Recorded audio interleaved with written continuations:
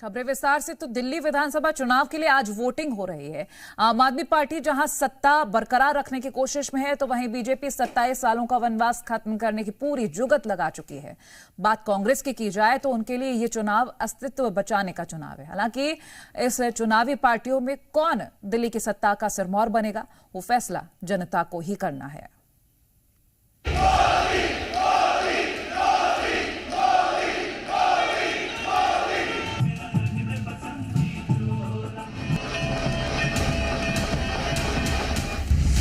दिल्ली में वोट युद्ध, 70 सीटों पर बिग फाइट। 13,766 पोलिंग बूथ, 699 उम्मीदवार, 1.5 करोड़ से ज्यादा वोटरों के हाथ में किस्मत की चाबी। दिल्ली के दंगल में सियासतदानों ने खूब जोर आजमाया, वादों की झड़ी लगाई,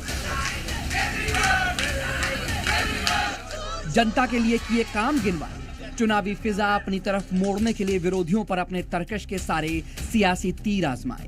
एक ही शिक्षा मंत्री है जो शराब घोटाले के नाम में जेल में गया।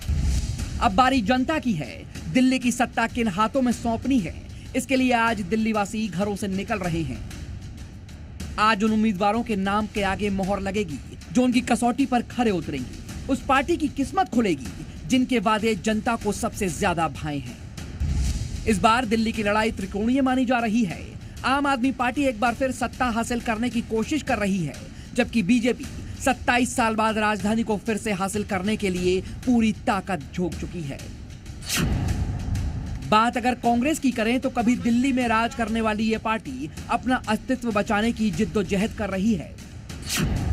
1998 से 2013 तक 15 साल दिल्ली पर राज करने वाली कांग्रेस पिछले 2 चुनावों से एक भी सीट हासिल नहीं कर सकी।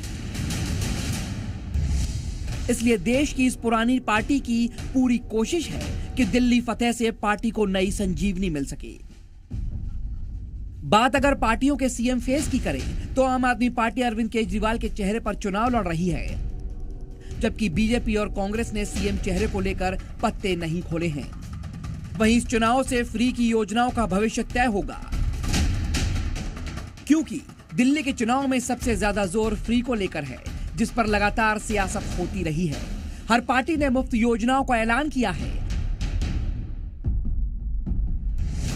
ऐसे में क्या मुफ्त की ये योजनाएं अब चुनाव में सबसे बड़ा रोल अदा करेंगी, ये भी दिल्ली की जनता तय करेगी।